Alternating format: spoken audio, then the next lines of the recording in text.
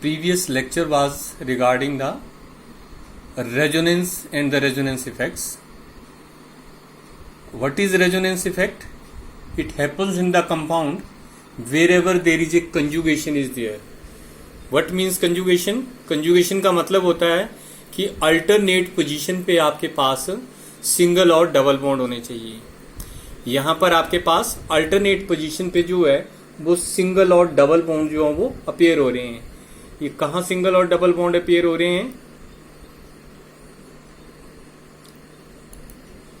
So this is the double bond, then it is single bond, and then again it is the double bond. So that is the conjugation. इसको क्या बोलते हैं? Conjugation बोलते हैं. जब भी इस तरह की सिचुएशन आती है कंजुगेशन की, तब रेजोनेंस जो वो पॉसिबल है. इसमें या तो इलेक्ट्रॉन विड्रॉइंग ग्रुप होगा या इलेक्ट्रॉन डोनेटिंग ग्रुप होगा. फॉर एग्जाम्पल ये जो कंपाउंड मैंने सामने आपको दिखा रहा हूं, ये एल्डिहाइड है, लास्ट में CHO है. तो ऑक्सीजन या इलेक्ट्रोनेगेटिव है तो इलेक्ट्रॉन को अपनी तरफ विड्रॉ करेगी. तो इस वजह से रेजोनेंस से जो है वो ऑक्सीजन के ऊपर नेगेटिव चार्ज आएगा, डबल बॉन्ड आगे शिफ्ट हो जाएगा, और जिस कार्बन से शिफ्ट स्टार्ट होगी उस कार्बन के ऊपर कौन सा चार्ज आता है? पॉजिटिव चार्ज आता है. So there is a shift by which the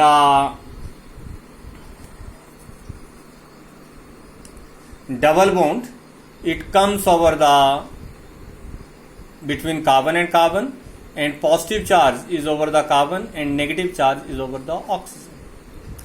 So it is creation of the electron deficient center, मतलब positive charge. Electron rich center means negative charge because of resonance, as a consequence of resonance. So that is termed as the resonance effect. When it is toward the electronegative atom, oxygen की तरफ है तो इसको बोलेंगे -R. When it is away, then will we say it is a positive R effect और positive M और -M effect. नीचे एक बहुत इंटरेस्टिंग केस है. This is vinyl chloride. जब भी CH2 डबल बॉन्ड CH, किसकी बात कर रहा हूं मैं? CH2 double bond CH. So this part is CH2 double bond CH. इस पार्ट को बोलते हैं बिनाइल पार्ट. क्या बोलते हैं इसको? बिनाइल. और इसके साथ हेलोजन लगा है यहां पर. This is the chlorine here attached. So means it is A vinyl halide और बिनाइल क्लोराइड. इसमें जो है वो क्लोरीन के ऊपर जो लॉन पेयर्स हैं, 3 लॉन पेयर्स दिखाए हुए हैं क्लोरीन के ऊपर, वो भी असिस्ट कर सकते हैं किसमें? रेजोनेंस में. So chlorine donates these electrons to the carbon and then the shift is shown just like this way. Cl positive ions and loss of 1 lone pair. पीछे 3 lone pair थे, यहां पर कितने lone pair बचे आपके पास? 2 lone pair बचे chlorine के ऊपर. तो कार्बन के ऊपर जो लास्ट में नेगेटिव चार्ज आया और क्लोरीन के ऊपर कौन सा चार्ज है? Positive. So this is happening because of the resonance effect. It is positive M effect और positive R effect because it is shift of the electron away from the electronegative atom. Now what happens due to the resonance?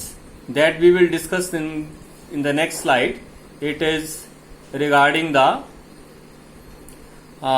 applications of the resonance effect. क्या application है? बहुत important application है. कई बार यहाँ पर जो question आ जाता है कि why aryl and alkyl vinyl and aryl halide are less reactive. तो नीचे ये जो मैंने पहला लिखा है that is the vinyl halide. दूसरा मैंने ये लिख रखा है that is termed as the aryl halide. Vinyl किस ग्रुप को मैंने बोला वो बता दिया आपको. एराइल किसको बोलते हैं? एराइल जो है वो ये जो बेंजीन का पार्ट है that is the aryl part. क्या बोलेंगे इसको? एराइल. ऊपर हेलोजन, सो हेलाइड, एराइल हेलाइड. यानी बेंजीन से रिलेटेड. फिनाइल नहीं बोलेंगे इसको. क्या बोलते हैं? जनरल तौर पर एरीन्स बोलते हैं बेंजीन को, तो एराइल हेलाइड. अब इनकी रिएक्टिविटी डिस्कस करनी है. रिएक्टिविटी किस रिएक्शन के लिए डिस्कस करनी है? तो मैंने यहां पर नीचे रिएक्शन भी शो कर रखा है कि अगर विनाइल हेलाइड को आप हाइड्रोक्सिल आयन पोटासियम हाइड्रोक्साइड के साथ ट्रीट करते हो तो विनाइल अल्कोहल बनता है, और एराइल क्लोरोबेंजीन को अगर आप OH नेगेटिव आयन से ट्रीट करते हो तो आपके पास फिनोल बनती है. क्या ये रिएक्शन पॉसिबल है या नहीं पॉसिबल है, उसके उस रिएक्शन के जो रिलेटेड है हम डिस्कस कर सकते हैं कि इनकी रिएक्टिविटी कम है या ज़्यादा है। जब भी यहाँ से क्लोरीन रिलीज होनी है तो क्लोरीन जो as a Cl negative release होगी और OH नेगेटिव इसके साथ अटैच होगा। When a negative ion is replaced by the negative ion, it is termed as the replacement reaction or it is termed as the substitution reaction. So simply it is a substitution reaction. Which type of substitution? जो negative ion है उसको हम बोलते हैं nucleophile. Nucleo होता है positive, file means loving, तो ये पॉजिटिव जहां साइट होगी वहां पर अटैक करेगा। तो OH नेगेटिव आयन जो है वो न्यूक्लियोफाइल है। तो न्यूक्लियोफिलिक सब्स्टिट्यूशन के लिए क्या ये दोनों रिएक्टिव हैं या कम रिएक्टिव हैं या ज्यादा रिएक्टिव हैं, ये हमने यहाँ पर डिस्कस करना है। तो कैसे डिस्कस कर सकते हैं हम? अगर इनको न्यूक्लियोफाइल एक्ट करना है तो जो क्लोरीन है, क्लोरीन पे जो है वो नेगेटिव चार्ज आना चाहिए और कार्बन के ऊपर जो नेगेटिव पॉजिटिव चार्ज आना चाहिए। Means it should be negative and this carbon should be positive. अगर इस तरह के चार्ज डेवलप होते हैं तो Cl नेगेटिव आयन को OH नेगेटिव आयन से रिप्लेस कर सकते हैं। वेदर दिस हैपन्स और doesn't happens we will see in the next slide. So first is the case of vinyl chloride. तो सबसे पहले तो बात आती है कि बिनाइल क्लोराइड में इंडक्टिव इफेक्ट भी तो हो सकता है। कैसे इंडक्टिव इफेक्ट? क्योंकि क्लोरीन प्रेजेंट है और हमने पढ़ा कि सिग्मा इलेक्ट्रॉन की परमानेंट शिफ्ट होती है because of electronegative element present in the chain. तो चेन में 2 कार्बन एटम है जिनके साथ डबल बॉन्ड है और तीसरी क्लोरीन आ गई। Third one is the chlorine. Chlorine is electron withdrawing, so it will withdraw the electron. तो अगर ये इलेक्ट्रॉन विदड्रॉ करती है तो क्लोरीन के ऊपर कौन सा चार्ज आना चाहिए? पार्शियल नेगेटिव चार्ज आना चाहिए। और जो हाइड्रोजन है उसके ऊपर जो है, सॉरी कार्बन जो है उसके ऊपर जो है वो पॉजिटिव चार्ज जो है वो आना चाहिए। So there should be a positive charge on the carbon and there should be a negative charge on the chlorine. It is because of the inductive effect. क्या वाकई ऐसा होता है या नहीं होता है वो तो बाद में चेक करते हैं, लेकिन इसमें रेजोनेंस भी है। रेजोनेंस मैंने नीचे डिस्कस किया है। So see here, chlorine it is donating the electron, उसके पास 3 लॉन पेयर हैं, तो क्लोरीन इलेक्ट्रॉन डोनेट कर रही है और जो डबल बॉन्ड है that is shifting toward the carbon. ये शिफ्ट मैंने पीछे भी शो की थी। तो यहाँ कार्बन के ऊपर जो है ये पेयर जो है वो शिफ्ट हो रहा है। दिस पेयर, ये जो पेयर है एक बॉन्ड ये शिफ्ट हो रहा है कार्बन के ऊपर, इसलिए इसके ऊपर कौन सा चार्ज आया? नेगेटिव। और क्लोरीन इलेक्ट्रॉन डोनेट कर रही है तो chlorine is not having that pair of electron जो यहां प्रेजेंट था, उसकी वजह से कौन सा चार्ज आएगा? Positive charge. तो यहां 2 इफेक्ट हैं। अगर ऊपर वाला इफेक्ट होता है कौन सा? ये जो इंडक्टिव इफेक्ट है, तो क्लोरीन के ऊपर नेगेटिव चार्ज है। अगर नीचे वाला इफेक्ट होता है तो क्लोरीन के ऊपर कौन सा चार्ज है? पॉजिटिव चार्ज है। इसका मतलब इस मॉलिक्यूल में 2 इफेक्ट जो वो ऑपरेट हो रहे हैं। एक इंडक्टिव इफेक्ट भी ऑपरेट हो रहा है, दूसरा रेजोनेंस भी हो रहा है, लेकिन दोनों एक दूसरे के उल्टे हैं। Both are contrary to each other, both are opposite to each other here. In one case, because of inductive effect, chlorine is negative. In another case, because of resonance effect, chlorine is positive. तो दोनों opposite direction में जो वो act कर रहे हैं। जब 2 effect जो हैं, इंडक्टिव इफेक्ट और रेजोनेंस इफेक्ट जो हैं वो इकट्ठे आ जाएं, तो आपने जो रेजोनेंस इफेक्ट है उसको प्रायोरिटी देनी है, ना कि इंडक्टिव इफेक्ट को। इसका मतलब कि मॉलिक्यूल में रेजोनेंस इफेक्ट होगा ना कि इंडक्टिव इफेक्ट होगा। क्या होगा? रेजोनेंस इफेक्ट होगा ना कि इंडक्टिव इफेक्ट होगा। तो रेजोनेंस इफेक्ट में नीचे क्लोरीन के ऊपर पॉजिटिव चार्ज आ रहा है। Which charge is coming? Positive charge is coming over the chlorine here. So this is the positive charge that is over the chlorine. So it means कि chlorine के ऊपर positive charge है तो हम इसको negative ion से नहीं replace कर सकते हैं। किससे?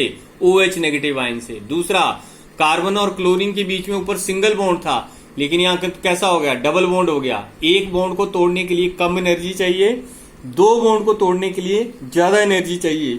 It means this reaction is not possible. So that is why vinyl chloride they are having the less reactivity toward the nucleophilic substitution. Same is the case of the aryl halides, so it is A chlorobenzene. तो chlorine जो है वो फिलहाल तो ऐसे लग रहा है इंडक्टिव इफेक्ट की वजह से कि क्लोरीन के ऊपर नेगेटिव चार्ज आना चाहिए और जो नीचे कार्बन है उसके ऊपर कौन सा चार्ज आना चाहिए, पॉजिटिव चार्ज। ये सिचुएशन होनी चाहिए किसकी वजह से, इंडक्टिव इफेक्ट की वजह से। लेकिन यहां पर भी इंडक्टिव इफेक्ट भी है, साथ में रेजोनेंस इफेक्ट भी है।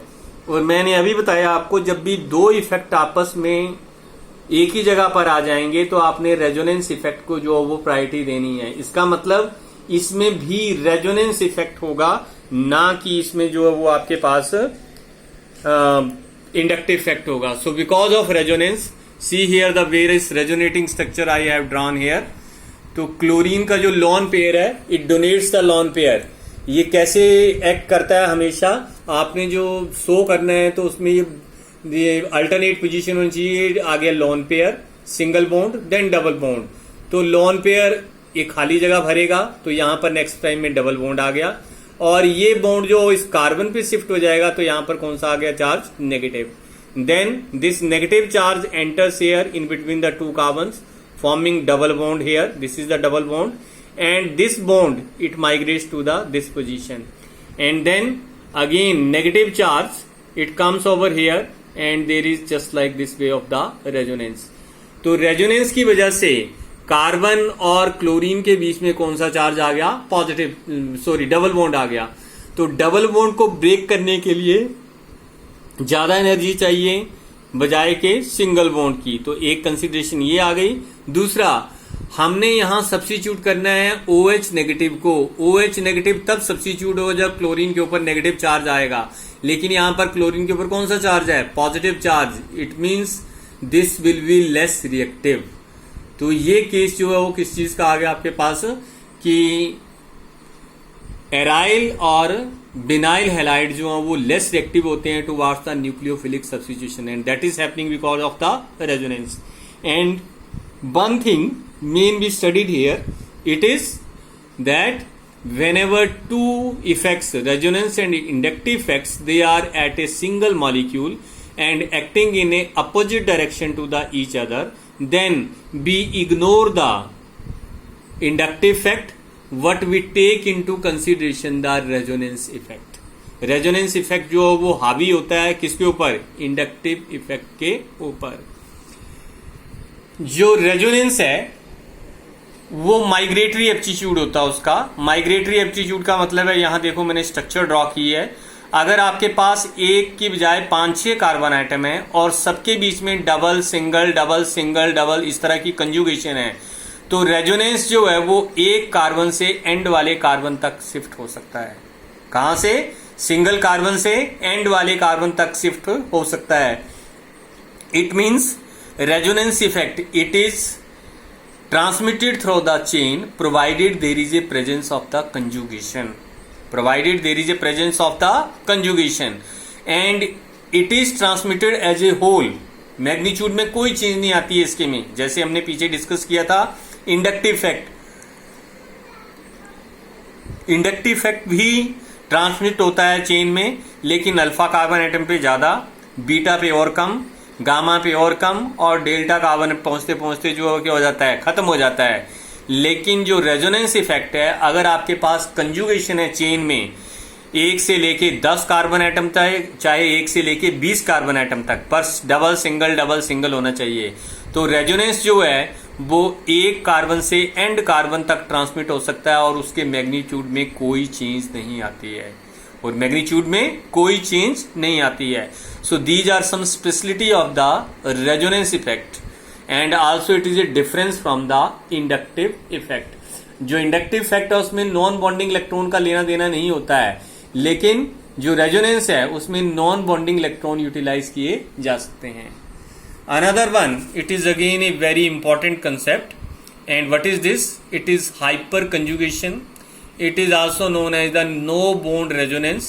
It is also known as the Baker-Nathan effect. क्या बोलते हैं इसको, बेकर-नाथन इफेक्ट भी बोलते हैं, हाइपर कंजुगेशन भी बोलते हैं और नो बॉन्ड रेजोनेंस भी बोलते हैं। इसका मतलब जब वर्ड बोल रहा है कि नो बॉन्ड, तो इसमें एक केस ऐसा भी आएगा जब बॉन्ड बीच में नहीं होगा, that is the no bond. Baker Nathan, Baker और नाथन जो है वो दो साइंटिस्ट के नाम है, इसलिए इसके नाम पर बेकर नाथन है। हाइपर कंजुगेशन, ये जो जितनी भी कंजुगेशन है उनसे ज्यादा कंजुगेशन होती है ये, इसीलिए इसका नाम हाइपर कंजुगेशन भी है। हाइपर कंजुगेशन एक्चुअल में है क्या, जब भी रेजोनेंस होता है तो रेजोनेंस में पीछे हमने डिस्कस किया या तो पाई इलेक्ट्रॉन्स इन्वॉल्व होंगे मींस डबल बॉन्ड, या फिर जो कहीं एटम पर लोन पेयर प्रेजेंट है वो इन्वॉल्व होगा। Either this involvement of the pi electrons और it is involvement of the non bonding electron. लेकिन सिग्मा इलेक्ट्रॉन कभी भी जो है वो किसमें, रेजोनेंस में इन्वॉल्व नहीं होते हैं। लेकिन हाइपर कंजुगेशन एक ऐसा केस है इसमें सिग्मा इलेक्ट्रॉन का असिस्टेंस है। तो यहां पहली मॉलिक्यूल मैं स्ट्रक्चर थोड़ी सी आपको डिस्क्राइब कर लेता हूं, फिर आपको क्लियर हो जाएगी क्या लिखा हुआ है यहां पर। This is hydrogen atom bonded to the carbon, और बीच में दो डॉट दिखाए हैं, इसका मतलब कार्बन और हाइड्रोजन के बीच में सिग्मा बॉन्ड है, और ये दोनों कौन सी इलेक्ट्रॉन है, सिग्मा इलेक्ट्रॉन। तो एक बॉन्डिंग ऊपर आ गई, ये दूसरी, ये तीसरी, ये चौथी। इसी तरह से अगले कार्बन एटम को देखते हैं। इस कार्बन एटम में एक बॉन्डिंग, दूसरी बॉन्डिंग, तीसरी बॉन्डिंग, तो इसके तीन ही बॉन्ड हैं, चार बॉन्ड नहीं है। लेकिन एक ऑर्बिटल शो किया है मैंने और वो ऑर्बिटल खाली है, नीचे पीछे ग्रीन शो किया है, इसका मतलब ये भरा हुआ है। तो अगले वाला क्या है, एम्प्टी है। सो इसका मतलब इस कार्बन की तीन बॉन्डिंग बनी। तीन बॉन्डिंग बनने का मतलब है इसके ऊपर पॉजिटिव चार्ज आ रहा है। पॉजिटिव चार्ज का मतलब है कि ये कार्बोकेटाइन है। क्या बोलते हैं इसको, कार्बोकेटाइन, आगे डिस्कशन में आएगा। तो यहां सिग्मा इलेक्ट्रॉन्स जो हैं, जो पीछे कार्बन और हाइड्रोजन के बीच में हैं, they are forming pi bond with the next carbon atom which is having the positive charge. तो इसने ये जो फिल्ड इसके ऑर्बिटल थे किसके, पिछले कार्बन एटम के, वो दो इलेक्ट्रॉन यहां पर पाई बॉन्ड बनाने के काम आ गए। अगर वो दो इलेक्ट्रॉन चले गए तो हाइड्रोजन यहां से डिटैच हो जाएगा, तो हाइड्रोजन और कार्बन के बीच में बॉन्ड नहीं बचेगा। So there is no bond between the carbon and hydrogen. That is why he stating that this is a no bond resonance. क्या बात की है इसने, इसको नो बॉन्ड रेजोनेंस बोला है। Let us see in the molecule how the no bond resonance we can discuss here.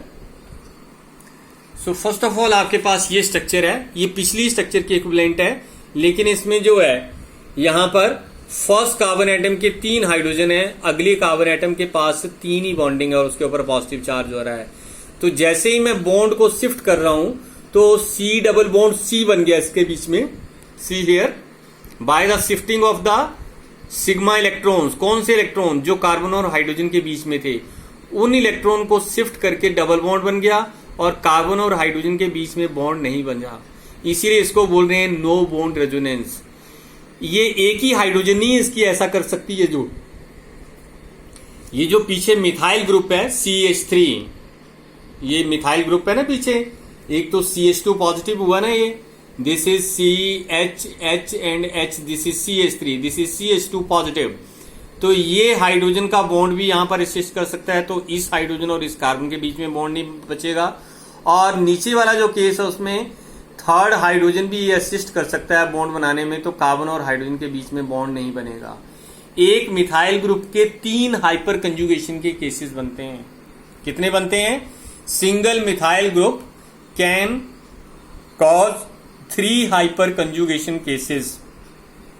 तो top वाला पहला हाइपर कंजुगेशन का केस आ गया ये वाला जो है, और ये सेकंड हाइपर कंजुगेशन का केस आ गया, ये नीचे थर्ड हाइपर कंजुगेशन का। पहला ऊपर वाली हाइड्रोजन से, दूसरा मिड वाली हाइड्रोजन से, तीसरा तीसरी हाइड्रोजन से। तो इस तरह से एक मिथाइल ग्रुप से 3 हाइपर कंजुगेशन के केसेस जो हैं वो लिखे जा सकते हैं। So that is the no bond resonance, assistance of the sigma electrons toward the you can say resonance. Resonance के लिए पाई इलेक्ट्रॉन्स होते हैं या नॉन बॉन्डिंग इलेक्ट्रॉन्स होते हैं, लेकिन यहां पर जो है वो सिग्मा इलेक्ट्रॉन जो है वो असिस्टेंस कर रहे हैं किसके लिए, they are assisting for the resonance और for the stabilization of the positive charge. ऐसा तभी होगा जब positive charge adjacent carbon atom पे है। अगर एडजेसेंट कार्बन एटम पे नेगेटिव चार्ज होगा तो वहां पर हाइपर कंजुगेशन पॉसिबल नहीं है। There is no case of presence of hyperconjugation. Now what are the applications? So one of the application here for the discussion, ये टॉल्वीन है जो सबसे पहले नंबर पर मैंने शो की है, CH3 present over the benzene. Alkyl group को बोला जाता है कि इलेक्ट्रॉन डोनेटिंग होते हैं। तो किस तरह से इलेक्ट्रॉन डोनेटिंग होते हैं? अगर मिथाइल बेंजीन के ऊपर प्रेजेंट हो तो इलेक्ट्रोफाइल जो है, इलेक्ट्रोफाइल होता है पॉजिटिव क्वांटिटी। पॉजिटिव क्वांटिटी जो है वो बेंजीन के ऑर्थो और पैरा पोजीशन पे अटैक कर सकती है। सो मिथाइल ग्रुप से अटैकिंग जो ग्रुप है वो बेंजीन के या तो ऑर्थो पोजीशन पे जाएगा या बेंजीन के पैरा पोजीशन पे जाएगा, ना कि मेटा पे। कहां होती है ऑर्थो पोजीशन? ये पहली पोजीशन ऑर्थो है, ये पोजीशन भी ऑर्थो है इस साइड, और नीचे वाली पोजीशन को क्या बोलते हैं? पैरा। जो ग्रुप प्रेजेंट होता है ग्रुप के पहले वाली जो होती है वो ऑर्थो बोल दी जाती है। इसको थोड़ा एलेबोरेट वे में देखते हैं कि हाइपर कंजुगेशन से डायरेक्टिव इन्फ्लुएंस कैसे आती है। डायरेक्टिव इन्फ्लुएंस का मतलब कि ये इनकमिंग ग्रुप को ऑर्थो पोजीशन पे जाने देता है या पैरा पोजीशन पे। So see here hyperconjugation case. So this bond enters here and this bond shift to the this side. So not is C double bond C, और carbon और hydrogen के बीच में बॉन्ड नहीं बचा, so that is the no bond resonance. यहां पर कौन सा चार्ज आ गया? Negative charge. अब कोई बाहर से पॉजिटिव क्वांटिटी अटैक करना चाहती है तो इस ऑर्थो पोजीशन पे अटैक कर सकती है। किस पे कर सकती है? इस ऑर्थो पोजीशन पे। Now this again electron shift to the inner side, तो यहां पर डबल बॉन्ड आ गया, और ये बॉन्ड जो बाहर की तरफ शिफ्ट हो जाएगा तो यहां पर कौन सा चार्ज आएगा? नेगेटिव।